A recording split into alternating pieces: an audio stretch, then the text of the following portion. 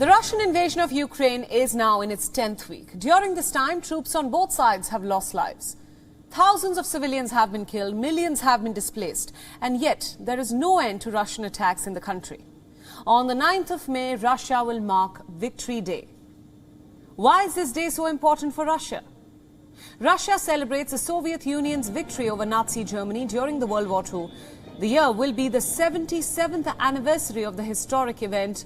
On a typical Victory Day, thousands of soldiers, tanks and military vehicles marched through Moscow's famous Red Square. However, this year's Victory Day is likely to be different.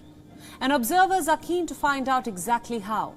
Some experts are predicting that the Kremlin's top brass is not happy about the lack of progress in its mission in Ukraine. Many are predicting that Putin will announce an all-out war on May the 9th. Last month, the British Defence Secretary Ben Wallace said that Russia may declare war on the Victory Day, that is on the 9th of May, which is the annual Russian commemoration of the end of World War II. Although it is to be noted that Wallace said that he does not have any information about the same.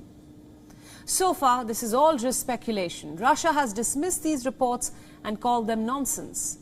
But what's interesting here is that in the first week of the Russian offensive, there were massive protests across Russia, and the Kremlin went at length asking the media to call it, quote-unquote, a special military operation and not a war or even an invasion.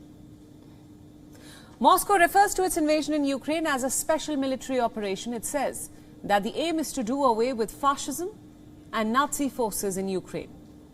However, the Ukrainian President Zelensky and the Western nations have slammed this narrative. Earlier, Russia's Foreign Minister Sergei Lavrov had said that the military will not forcefully alter their operations during the special operation in Ukraine, as Russia calls it.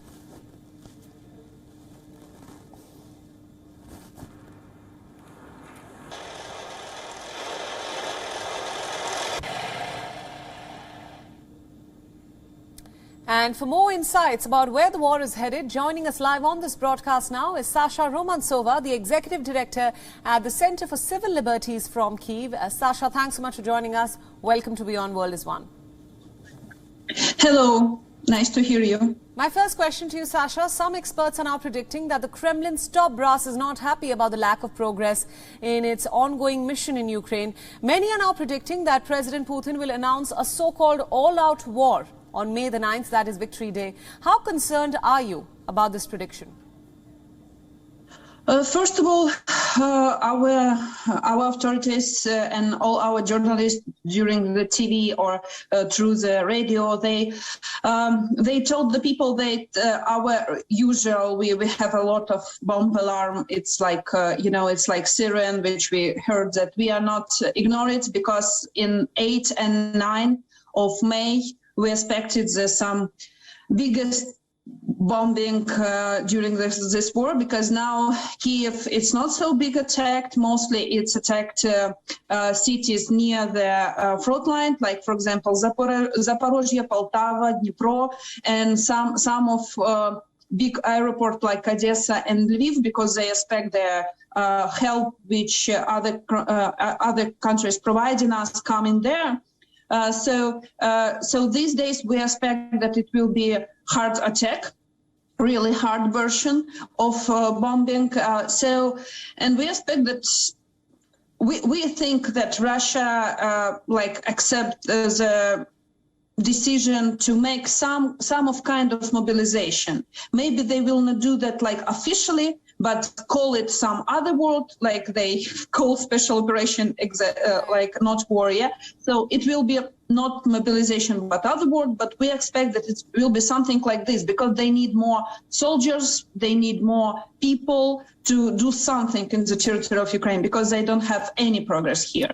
Right, Sasha, what you're essentially saying that you are expecting some kind of mobilization from Russian troops on May the 9th. My next question to you, a Ukrainian security official has also warned about other criminal elements ahead of Russia's Victory Day. What are your thoughts about that?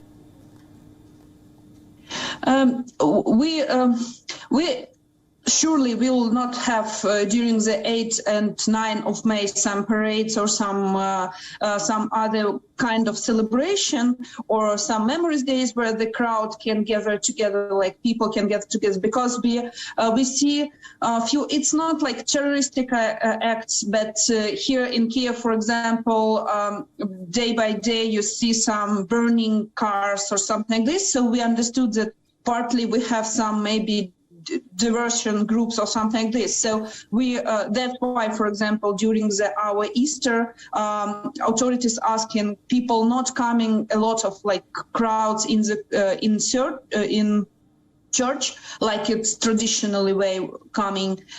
So they ask him not gather together and not give the possibility to create some criminal acts, like, for example, terroristic acts.